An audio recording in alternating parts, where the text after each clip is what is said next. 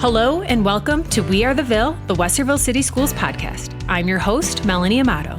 This podcast is designed to take you behind the scenes to showcase how our schools operate and highlight our amazing programs and students. This is episode 12. It's that time of year when students and families begin thinking about scheduling for next school year. Whether students are continuing middle school, moving into high school, or preparing for the final years before graduation, the choices they make now help shape their future paths. Joining me for this episode is our Director of Career and College Readiness, Matt Misener. He works closely with students, counselors, and staff to ensure every student has opportunities to explore their interests and prepare for what comes next. Thanks for joining us today, Matt. Thanks for having me. I'm excited. Well, this is such an important time of year for students and families. Speaking from personal experience, my daughter is going into 8th grade at Genoa next year, and I couldn't believe we already had to make these decisions about next year's classes. Why so soon? Yeah, that's a great question. So we schedule about 8,000 students in high school at the high school level, starting with 8th grade all the way up through our current 11th graders. And we start this process now because it's a great time for our students to be thinking about what's going to come next, not only in high school, but in their future as well. So we work with students right now to figure out college, military, workforce, what's going to happen after they graduate, and then we build our plans backwards from that.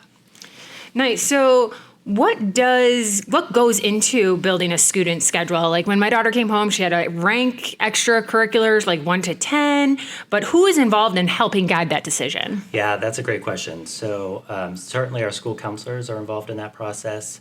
Our parents and families have a huge role in that process and talking to their students about what their future is going to look like.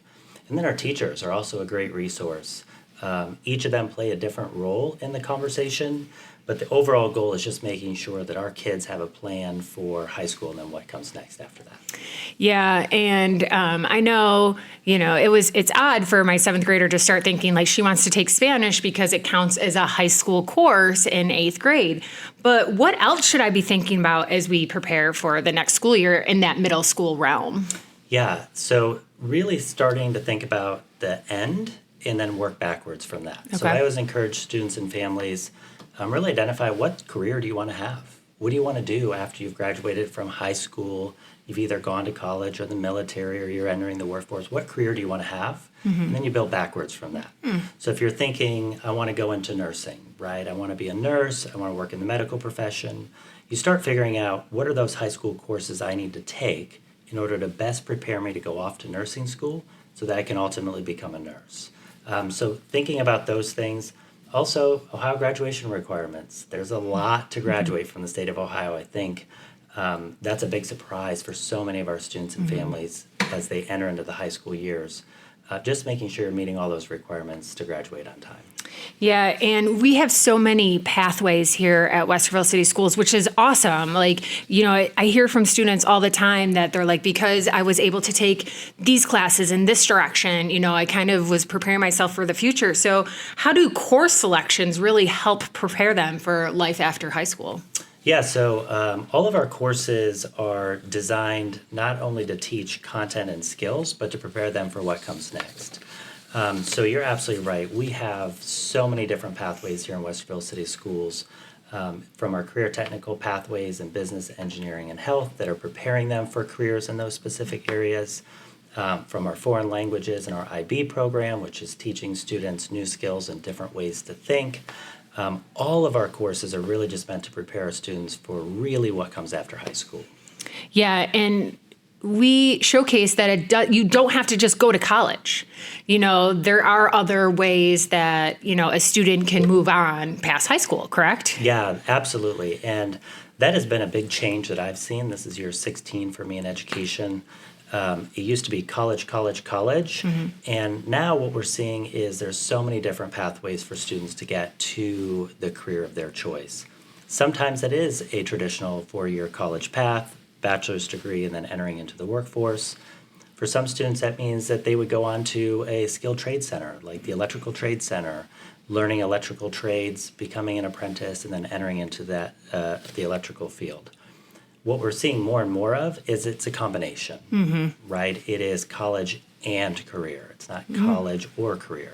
So a combination of starting into the workforce and then working with your employer to have them pay for your college education, which is a big push right now, a big recruitment tool from businesses. So really thinking differently about it. It's not going to college. It is preparing you for a career. And what's that pathway going to be to get you there? Yeah. And then, and speaking of like businesses helping you pay for college, we even offer courses here at our high school level that are also college credit. And so how does that work for a student looking for that path? Yeah, so we actually have multiple opportunities for students to earn college credits. The premier program that we have that gives college credits and or guarantees a college credit for a student is our College Credit Plus program. So under that program, students can take college courses here on our high school campuses. They can also take them online or on the college campus. And those are free of charge for students who qualify and are eligible. And they can earn up to 30 college credit hours every single year of their 4 years of high school. So 120 hours total. And those credits count for high school requirements as well as college requirements as well. Students can also earn college credit through AP and IB programs as well. Yeah. So again, Westerville is very lucky that we have so many opportunities depending on which way a student wants to go. Now, I know when I was sitting down with my daughter and she's ranking, you know, she was more nervous about like, oh, it's February and I'm slating what I want to do for next year. You know, what do you say to help students who may feel nervous, and can they undo some of those classes that they register for now, and when they get to next year?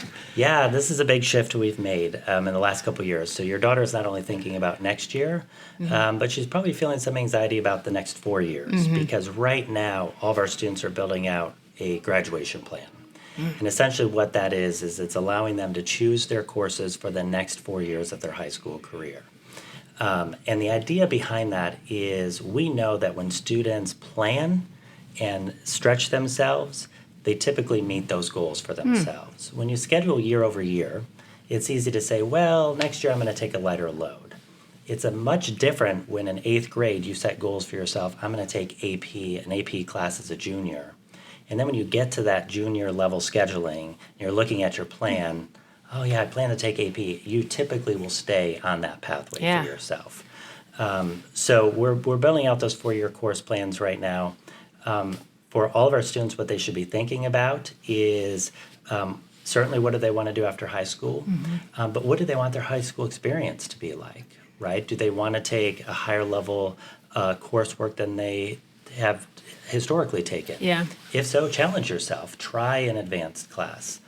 A plan is a plan, and this is the way we explain it to kids, and plans are meant to be broken. So you might plan out for 4 years what you take freshman year, and then when you go to look at sophomore year and you're a freshman and you're getting ready to make that schedule for sophomore year, your ideas might change. You might take our introductory business course as a freshman and really light up in that class and go, man, I really want to do business now. So then that's going to change because you hadn't planned for that before. And we see that all the time with our kids, right? Their ideas change, their passions change, their plans will change. So every year, about this time, all of our students are revising their plans, confirming their plans, and making all those updates to those. Good. You know, and last question here, you know, what message would you like families and students to remember as they prepare for scheduling and the year ahead? I mean, we're February with 3-4 months left here, and, you know, here we go. Yeah, the first thing I would say is take a breath, right? Because it's a lot. Mom, me, taking breath. It's a lot. And thinking about those 4 years, that's a scary time, right? Especially if your 8th grader is your first student that's going to graduate from high school in your family. There's a lot of thinking and planning that goes on with that. So take a breath, but then also really take the time to have those conversations about what are you interested in. High school is a wonderful time for students to explore things, right? And so many times we see students and families that think they have to have a predetermined path. They know exactly what they're going to do when they walk into high school, and that's the path. And we know that kids change ideas and thoughts and plans all the time. So take a breath, have fun with it, have those conversations at home. What interests you? What do you want to do when you graduate from high school? Yeah. Are you thinking about college? If so, what kind of college are you thinking about? have those conversations. And then as you're having those, your student should be thinking about those courses that would match up with that plan or what they want to do after high school. Yeah, that's excellent advice, and one I apparently need to remember so that I'm not yelling at my kid for her selection of 5 study halls, something like that. Yeah. So anything else, Matt, you'd like to kind of add to the conversation as families go through this? Yeah, certainly if families have questions, their school counselor is number one person to reach out to. I think people are surprised to hear this statistic, but all of our school counselors meet with every single one of the students on their caseload. That's amazing. And that will happen, it's happening now at high school and middle school. They get about 3 weeks, and our high school counselors have about 400 to 450 students that they're meeting with to go through those plans. So you mentioned your daughter selecting 5 study halls. She can certainly do that, but our counselors are going to clean that up with her. They're going to sit down and they're going to walk through that plan as well. It's just great because those are great conversations. They help kids think about things slightly differently or prepare them for that. So just a shout out to our school counseling team that I think right now is crunch time, and that's on top of everything else that they have to do in their busy days. But they're working hard. We're on track, and we're excited to see all the course selections start to come in.